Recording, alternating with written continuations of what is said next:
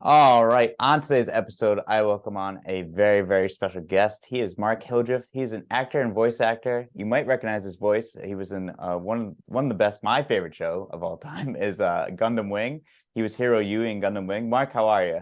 I'm great. How are you? Nice to meet you. Very nice to meet you, and it's super exciting to have you on the show. This is great stuff of to speak to someone of of my childhood favorite anime and what really got me into anime as well too. And this is pretty cool thing to happen here. Well, thank you. That's very flattering. Thank you. Thank you for Yeah, saying that. of course, of course. Mark, before we get into like the Gundam Wing questions and things, I want to know who got you into acting or what got you into acting and started your, the inspiration for you to become an actor and a voice actor. Yeah, I mean, I got, like any actor who's, has sort of gotten any degree of sort of success in their careers. I got pretty lucky, to be honest with you, when I was, because I was one of those kids who started when I was very young. I'm a little bit outside the box in the sense that I don't come from a showbiz family. My dad was a public school teacher. My mom is an artist, a painter. So, I didn't really have a leg up that way, but in another way, I kind of did because I knew I wanted to be an actor when I was like 5 years old. For whatever reason, I just knew. And they were, so supportive, like driving me to auditions and, taking me to sets and working on television. And I actually did quite a lot of work before I ever came to do any anime or dubbing. But at the same time, they were like super unimpressed. They weren't all like, right? They weren't all like, oh my God, my child is a star or whatever. They were like, okay, you want to do that? Like, I have three younger brothers, and one of them wants to play soccer and one of them wants to play hockey. And they're like, well, he wants to go and work on TV, so that's what he does. And we're going to drive you to the soccer pitch, or we're going to drive you to the ice rink. And it was just another thing that they were like, as long as you love this, do this, and if it ever stops making you happy, then quit and try something else. So I don't feel any like real pressure, as a kid, which a lot of kid actors, I guess, do. Yeah. But yeah, I signed with an agency when I was 8 years old, and I remember like walking in there with my dad and seeing, because I grew up in Vancouver in Canada. And I remember walking in there and seeing Michael J. Fox's picture on the wall, who was like my massive hero, at the time. I was like that, and he's still like one of my biggest heroes. The guy is just so fantastic. And I was like, cool. Whatever it takes for me to be doing whatever he's doing, I'm in. And it kind of started like that. And when I was maybe 10, I was kind of offered sort of out of the blue this opportunity to audition for voiceover. One of the agents at the agency was like, does Mark want to try voiceover? And that was kind of the start of it all. I've been working in voiceover ever since. That's crazy, and that's awesome. Right. You were 10, I think, right? You got your first acting gig at 10, like on set and everything. How that like kind of feel being on set with everything too?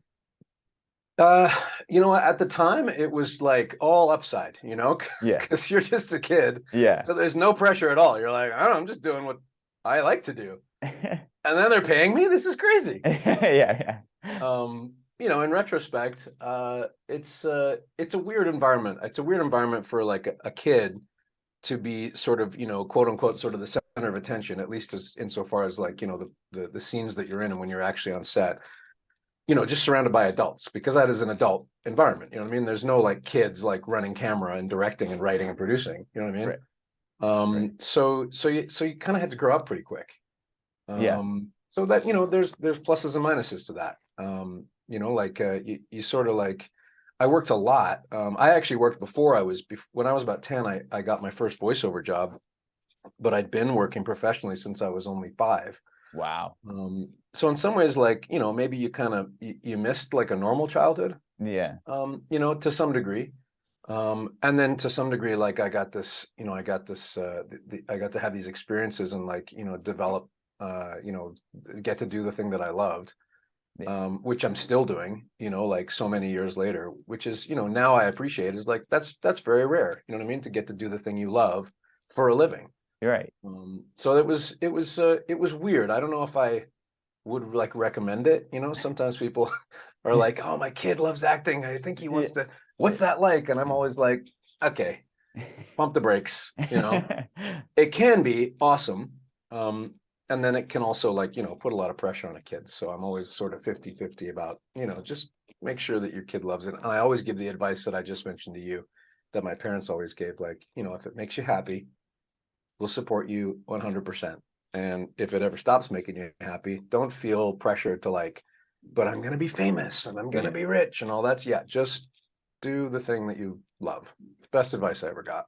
that's awesome. That's great. That's also really great advice from your parents, and that's awesome that they were super supportive from such a young age. Because I feel like some parents would be like, "Well, why don't you like dip into this or try? Let's take one step at a time first." But that's great that you had parents that were very like willing to take you to where you need to be, and it led you to obviously a great career to where you are today. Obviously, and you seem very happy with your career, so that's awesome. Yeah.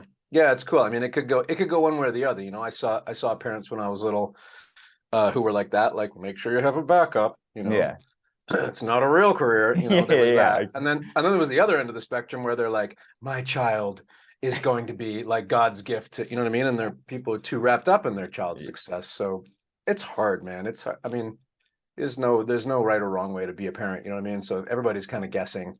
yeah. But I think I got pretty lucky with how my parents handled it. Yeah, that's great. They had parents like that. And then I know you mentioned about like the dubbing and get into acting. Did you know what anime was before you even started doing the anime stuff, or did it just kind of just happen? I'll be honest with you, man. I kind of didn't. I'd Yeah. love to say, and I know I'm still friends with, a bunch of the folks who worked on Gundam Wing and some of the others.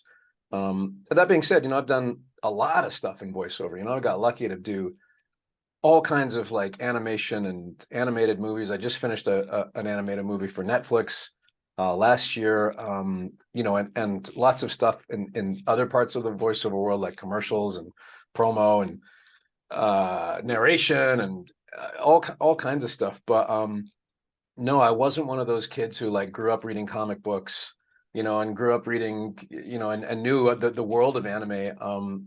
To be totally honest with you, like, I didn't really get it, what the breadth and scope of what Gundam Wing is in the world, and still is now, Yeah. like so many years later, until after, like, it came out. And the fan response has been incredible. It's really one of the longest running, just in terms of like, interest from fans and people who watch, anything that I've done. Gundam Wing has just been going on and on and on and on. And so, no, I didn't know that it was such a big deal. I actually took a trip to, just like a little vacation. I was in Tokyo for a couple of days. Yeah. This was maybe 10 or 15 years ago. And I remember just walking around and just seeing like Gundam Wing. Like Yeah. every other store had like a Gundam. It was like, it was like Star Wars here. Yeah. Yeah. And I was like, oh, It's this is big. yeah. It's crazy because you worked on something I think really what started a craze of Gundam to come to America. Because I felt like after Yeah. Gundam Wing, we started on my perspective, I started seeing things like more Gundam shows start to pop up. But Gundam Wing was that show I think had brought, and I could be wrong, but had brought the Gundam craze to America. And like, I don't know. And I obviously working on such a cool project like that and seeing what it was over in Japan, like, did you know when you were doing the show at the time, and I think you might have said this, but did you know that this was going to be an epic thing that would carry on, like No, bring the down? no. And you honestly, you don't. Like, I've done other projects, as well, where, I've done if you work long enough as an actor, Yeah. as I have, you end up doing some shows where you're like, oh my God, this is going to be huge. Yeah, yeah. And then it doesn't necessarily turn that way. I mean, most of the things that do turn out to be, really big in terms of, just viewership and people who watch them. Yeah, you don't know at the time. You're just so no, I didn't know. I didn't know much about. I knew a lot about animation. I'd done lots of voiceover, right? I Right. knew how to like go into a studio and give a what I was, at least what I would have defined, or what I was trying to do, is like give a truthful performance. Like give you something. I'd been classically trained in theater by that time. I'd done lots of plays, I'd done lots of Shakespeare. You know, I was like, I knew how to like build a character and give a character arc and give it and ground it in some sense of reality, even if it was, you know, flying around space, you know, in like giant spaceships. But in a way, it's probably better that I didn't, you Yeah. know much more than that, because all I remember was just going in and treating Heero like I would have treated any other character. You know, if it was like I would have taken it just as seriously if it was Hamlet. And I feel like that's what people have responded to most over the years is you know they're there's some sense of like, I don't know what's the right word, like gravitas or something more than just your run of the mill like Looney Tunes cartoon. Right. You Yeah. know, Yeah. it's Yeah. like there's something more going on in this series. Yeah. Yeah. That's for sure. And so I guess one, how did you get the role for Heero Yuy? And the second part of that question is when you were auditioning, did they just like, were you auditioning for Heero Yuy or were you auditioning for another character? Like how did that all come to fruition? By my recollection, I was reading for Heero from the beginning, and I don't think it was a long process, but it was more or less like any other casting from my experience, more or less like, you know, any other casting process. You know, there you go in, you know, to a studio, they give you some, you know, some scenes from the show, you read them, you go home, and you wait for a phone call. Yeah, yeah, So it was, yeah, it was pretty normal going as far as the casting process.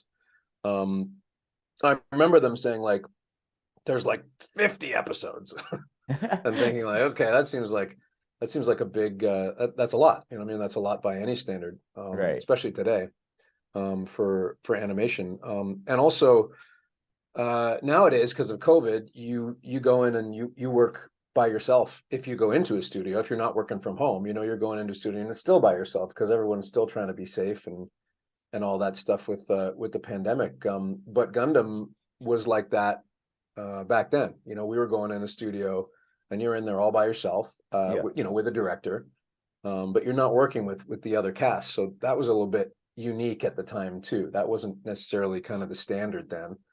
um yeah, and you're just going in and knocking out a bunch of episodes at a time, if you can, you know, if you can work fast enough. Yeah. Yeah, and then we just went in, sort of like put our heads down, and over weeks and weeks turned out what we felt like was good.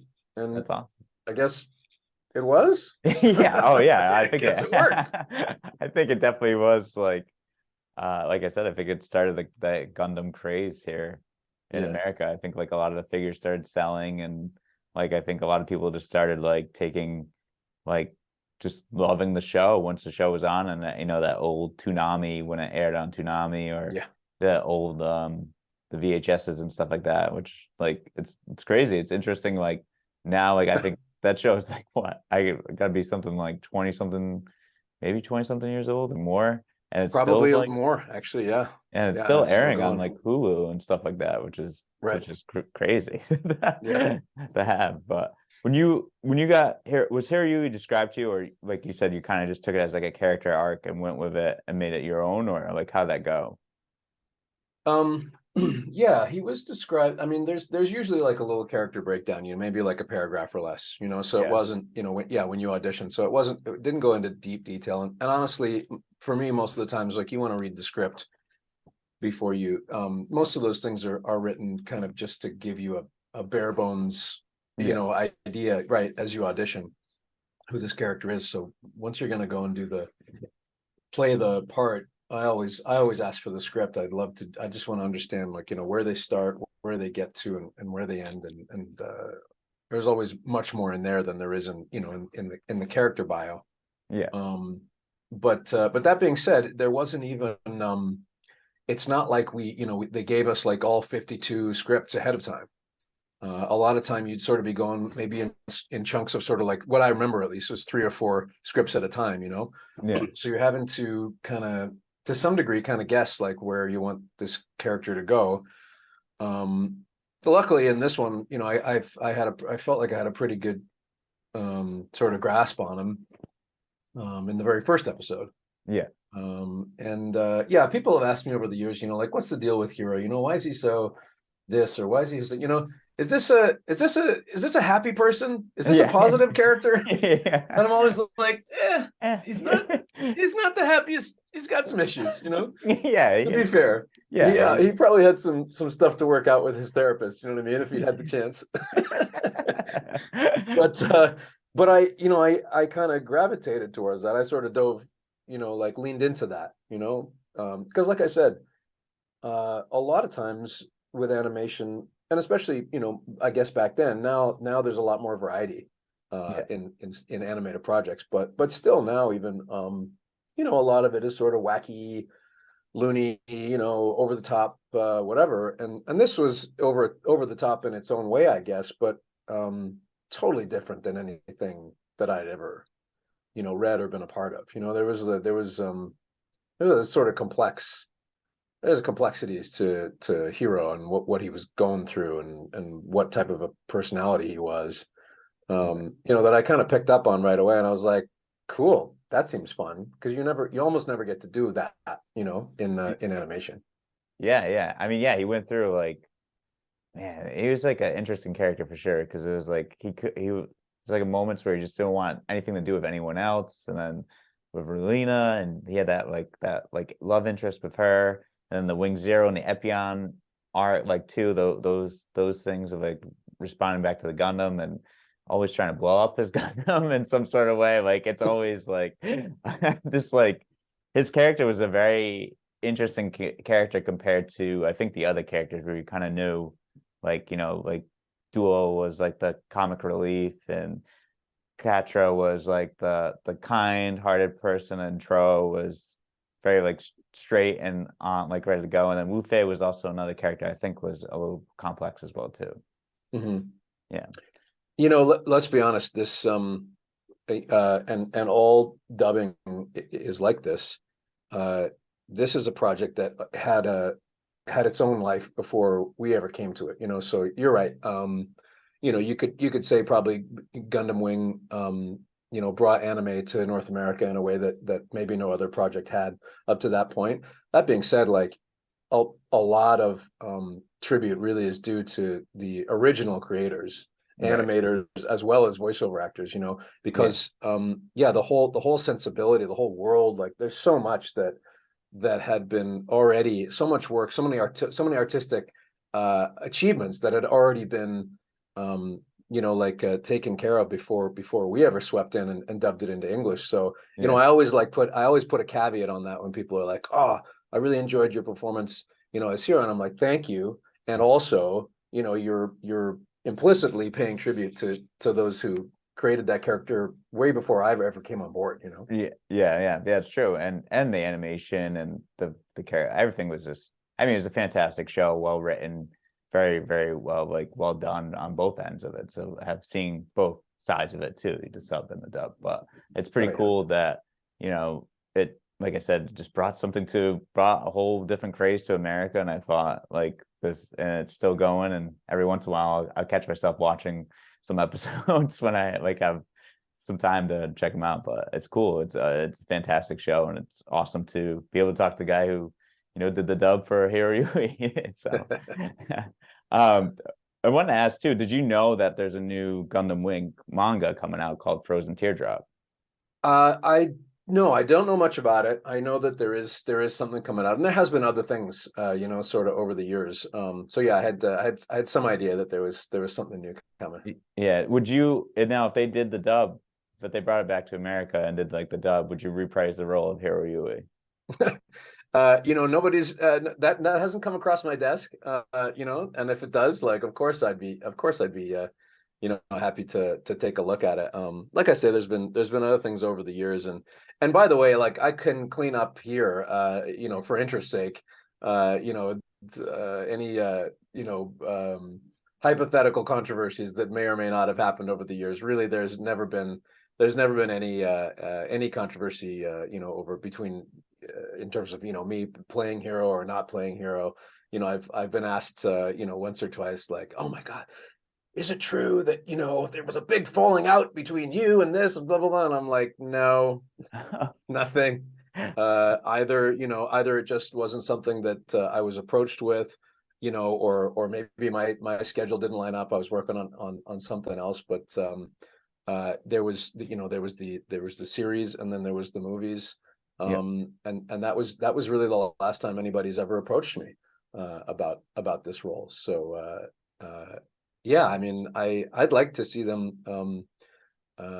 be successful, obviously, and if I was the right person to help with that, I'd love to do that, but I may or may not be.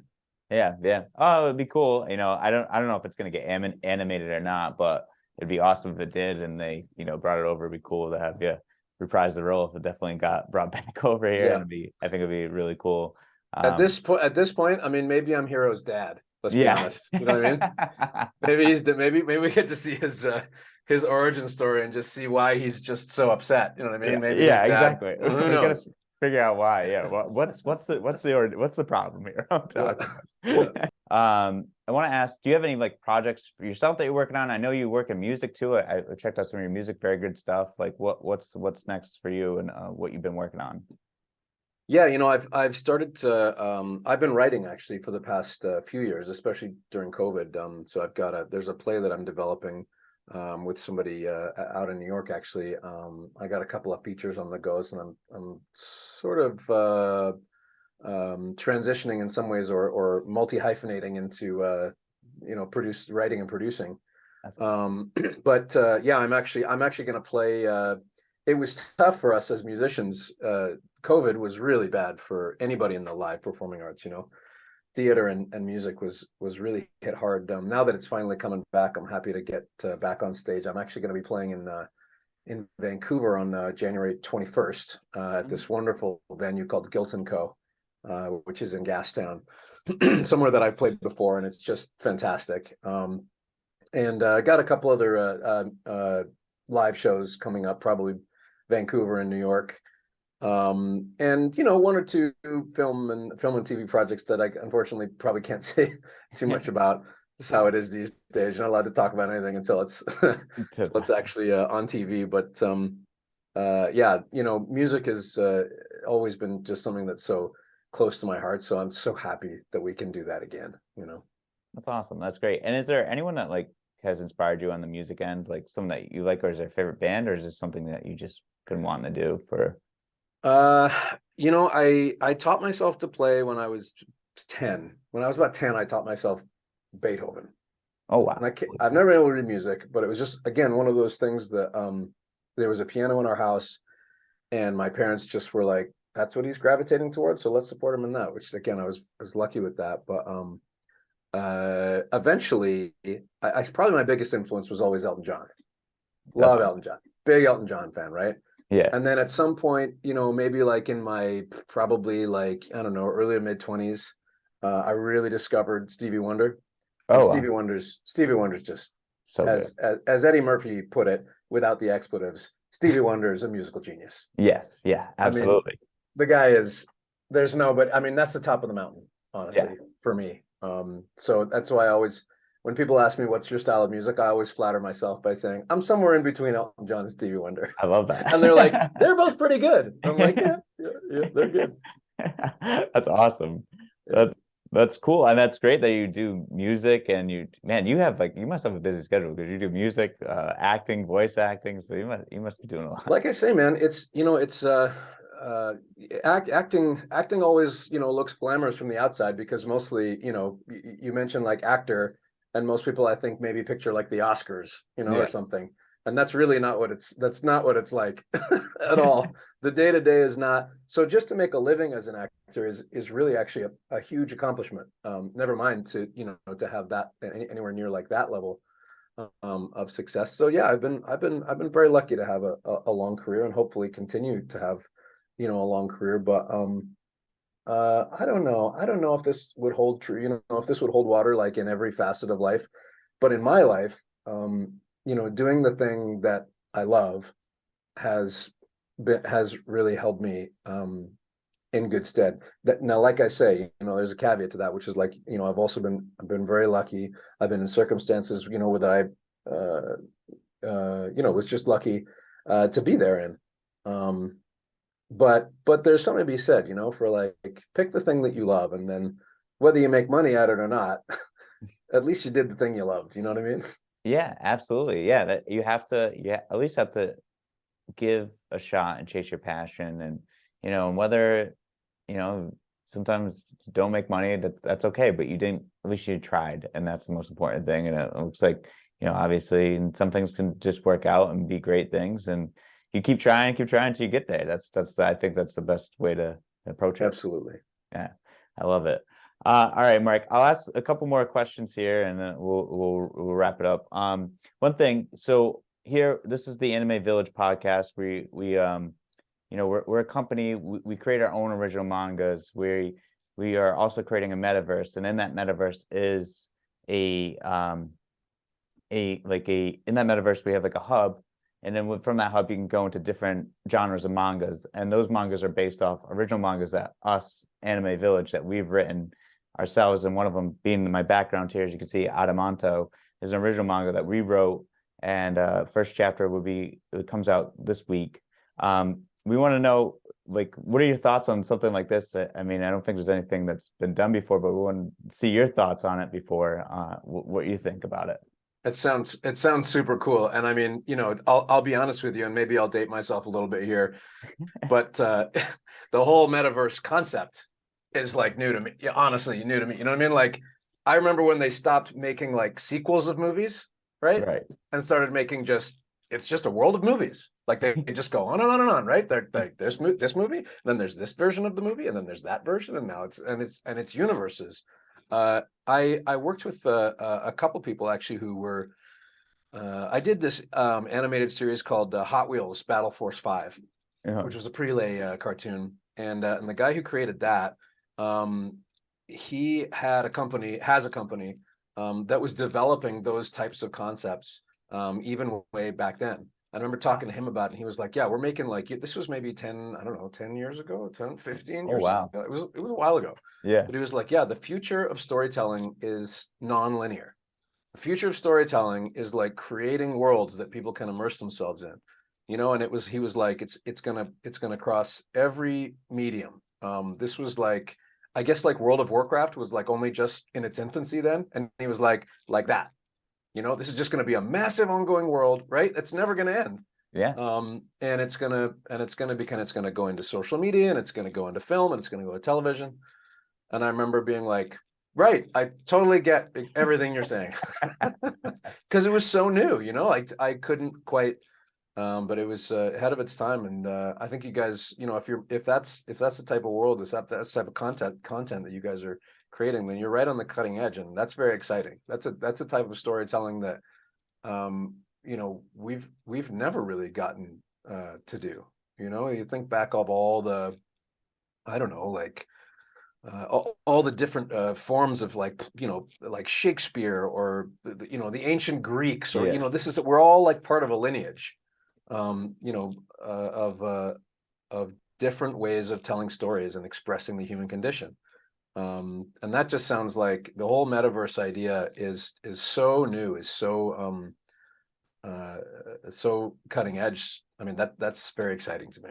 Yeah, thank you. We appreciate that. Yeah, it's going to be something new and something that we've I don't think has ever been done, where people are basing, like, you have I think you said it, like, storytelling is not linear anymore. It's becoming a world, and I think that's the approach that we have going on here. So we're super excited to do that, and we love that you had said that we're on the cutting edge, and we appreciate that very much. So thank you so much for those kind words. Cool. Yeah, that's awesome. All right, so I gotta ask one fun question, and then I gotta ask one question it's a request, I think, more than a question. Okay. But one question a fun question is, what's your favorite thing to do outside of the acting? Do you have any favorite hobbies that you enjoy, outside of acting and music and everything? Well, yeah, I mean, we covered music, so that's Yeah. definitely my first or second love. I don't know which one came first or second, but it's definitely goes back a ways. But as I mentioned just a second ago, it's probably writing. Yeah. And writing is I've been a songwriter since I was a teenager. But writing in sort of in broader mediums, screenwriting or playwriting, is a little bit newer to me. So yeah, I'd probably say writing. I've always loved the idea of, I remember feeling like when I was really first getting into songwriting, writing my own songs, writing my own music, which I made, I made a couple of albums, and just self-released. And I've played all over the world. I played, the House of Blues and the Viper Room and all kinds of great places. And I remember always feeling there was something great about, I love acting and I love my job, Yeah. That being said, I'm always telling somebody else's story in that world, right? In music, I'm telling my story. Oh, that's awesome. So now I'm starting to expand, the things that I, observe and see, and things I want to address, and things that I feel like need to be talked about, and things that go on in the world that are not good, Yeah. And again, we can go back, to my mind, you can go back and you can look at the lineage of storytellers like throughout the ages, and not just necessarily just in North American culture, but all over the world. And we're part of this long line of people who have, artists who have looked at the world and gone like, I don't think that's such a good thing. You know what I mean? Yeah. Like so many Richard the Thirds or whatever, you're like looking at that and you're like, that guy seemed like kind of a jerk. Yeah. I think maybe we should try to warn people, Yeah.